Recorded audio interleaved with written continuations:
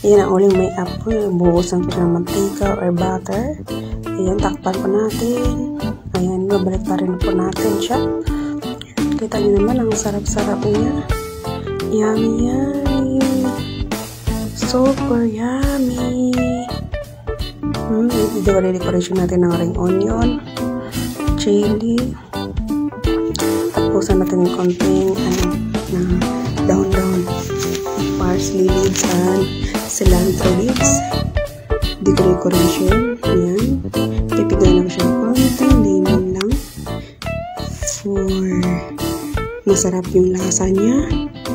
Ayan. Sarap-sarap niya, guys. Yummy, yummy. Kain po tayo.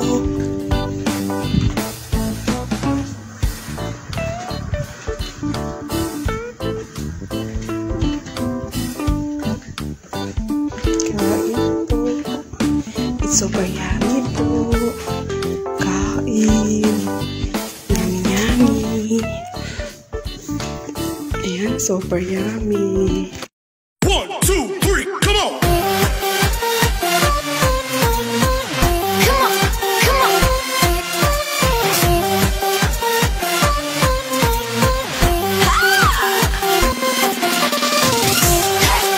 Hello mga baby ko. Welcome back to another vlog.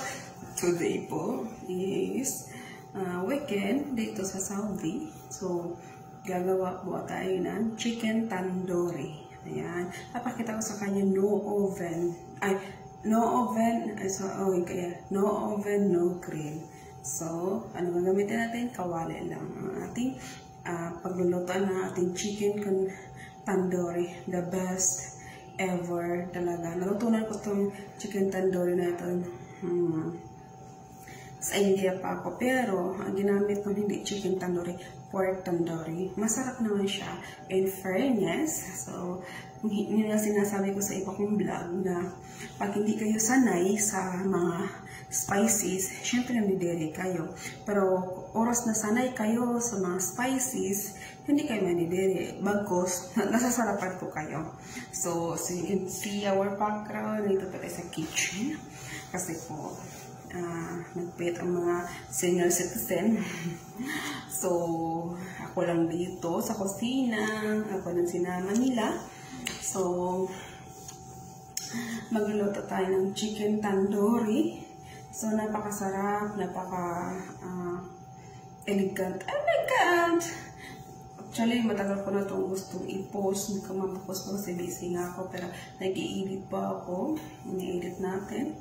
Kasi, alam mo, practice ako nung nag-i-edit.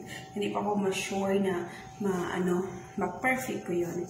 Aki-editin. So, dandahan lang. Step by step, sabi nga, diba?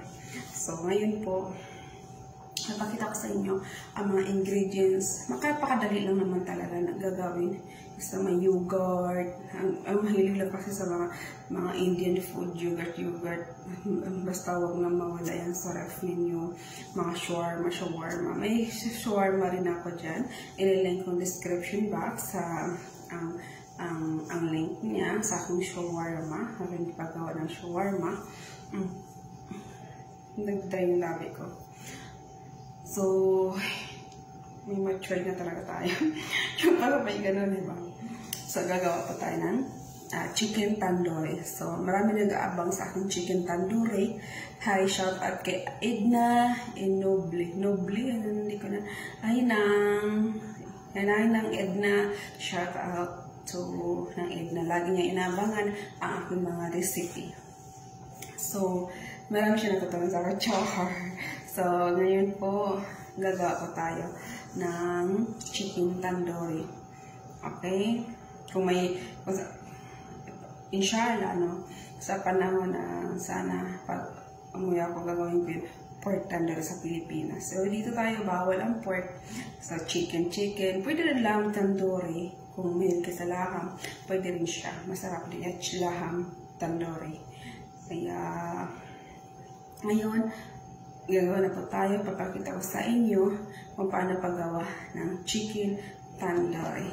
Okay? Seryosohin nyo. Huwag kayong titigil. Huwag kayong kukuraw sa aking special recipe today. So, kung bago kayo sa aking channel, or huwag niyo kalimutan mag-subscribe, mag-click na notification bell para sa mga upcoming nating video, ma-update po kayo. Please like and share and comment below kung ano pang aabangan ninyo, yung recipe ninyo na gusto niyo i-share dito sa akin. Kasi gagawin natin yan. Walang pali at chongo. So, huwag kayong kukurap. Huwag kayong titigil sa kapanonood ng aking chicken tandoori. Pero bago ang lahat, please subscribe my YouTube channel. Please click the notification bell na nakikita po ninyo dyan. At ngayon, para ma-notify kayo sa ating upcoming video. At huwag kaligtaan mag-like, mag-share, mag-comment. Okay? Let's start. Let's do it. Let's start. Ito po ating mga ingredients. 2 kilong chicken. Niremove ko yung skin niya. At hinugasan ko po siya sa vinegar para matanggal ang langsa. At slicein po natin siya para design. At pangalawa, ma-absorb yung ating marination doon sa loob niya. Yan. Kailangan maganda pagka-slice ninyo. Kasi kung hindi maganda, pangit din rin naman. Slice-slicein natin siya. Yan. Buhusan natin ng lemon juice. Yan. For the first marination, then salt, konting salt lang. Huwag madaming salt kasi mag-salt pa tayo.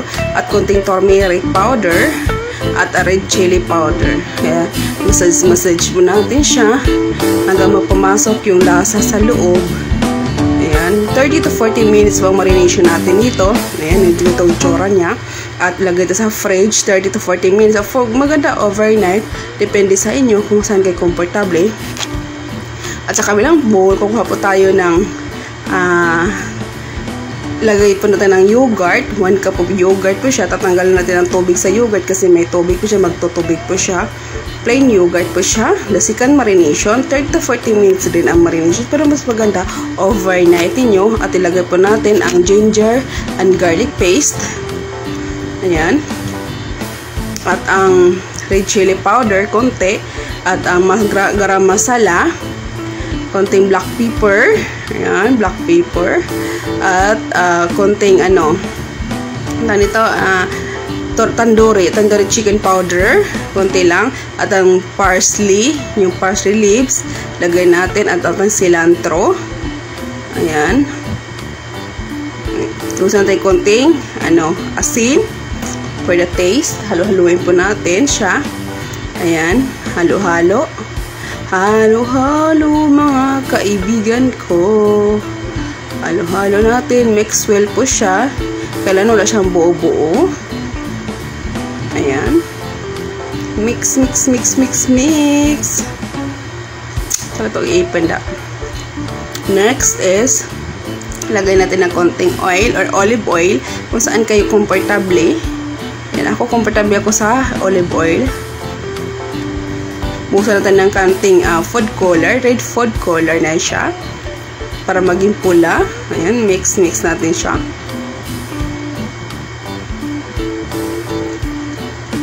Mix wheel, mix. Mix wheel. Mix. Ayan, mix. Mix po natin. Ilagay mo natin first marination na tandoori chicken. This is a second marination. Ayan, halo-haloin natin maigi. At before kayo maggamit ng ganito sa kamay ninyo, hugasan nyo muna yung kamay ninyo maigi. Sabi nga don't hesitate your hand. Ayan. May natutunan naman sa akin. Mga inday, mga dodong. Yan. Chicken tandoori po yan. Masarap yan talaga in fairness. Alam nyo, magugustuhan nyo talaga ang lasa na ito kung mahilig kayo sa spices. Yan. Ilagay po natin sa refrigerator. Cover po natin siya. At kailangan tanggalin natin siya. Maya konti, 30 to 40 minutes ang marination natin. Ayan. Ayan po. Pop na ng oil. Ayan. Lagyan natin konting butter. Once na matunaw yung butter, pwede mo na siyang anuhin. Pwede na siya ng lagay yung ating chicken. Ayan, lagyan mo natin ang ating chicken. Lagay ang chicken for frying po yan siya. Kaya lang yung apoy, mahina lang siya.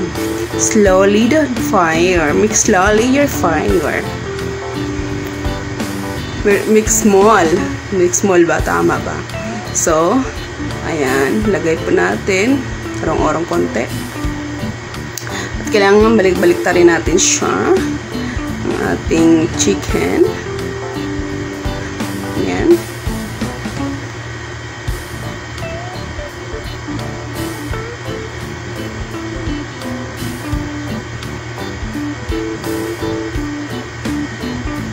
Ayan. Baliktad-baliktad. Hanggang sa mabaliktad natin siya. Ayan, baliktad-baliktad. Ayan, brush-brushin natin. Brush. Kailangan side by side, may ano po siya. May makakoveran siya ng sauce niya. Ayan, shake. Always check ninyo lagi kasi nga, madali masunog. Ang pangit naman na hilaw yung loob, luto yung labas, diba? Lalo sunog ng sunog, huwag naman sunog na sunog. Ayan.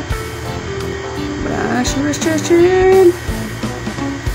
Galing mo na, Briday. Char. Nag-chinar-char na mas Briday, Ayan, brush. Always check your chicken. Ayan. Then, sa kabilang apoy, nagawa ko ng charcoal for pang-amoy niya. At usok yan. Babuhusan natin ng mantika. Maya. Tingnan nyo. Pakita ko sa inyo paano gawin. Nilagay ko ng bowl sa gitna po ng kawali. Ayan. Lagyan natin yan.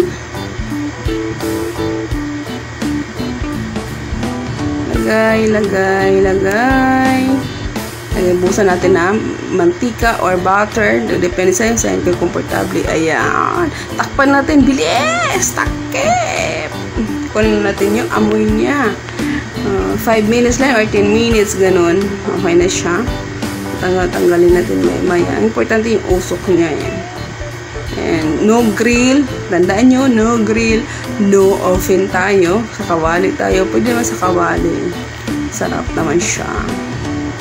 Ayan, for fun lang. Ayan, wala na siya. Tatanggalin natin siya. Wala na yung usok niya. Ayan. Grabe yun sa usok nito. Ang bango-bango. Nakagutom. Ang sarap. Tapos yung matika niyan. Alam mo, itong ang ginagawa ko nitong yung niloto ko. Itong mga sauces na lumidikit sa kawali. Nilagay ko yung kanin kasi masarap siya. Ayan. Don't forget to subscribe my YouTube channel, guys. Like and share and comment below. Ayan. Ang sarap-sarap naman. Ang yummy naman. Magplating-plating tayo. Kunwari, good-an tayo. Professional char. Yun, plating.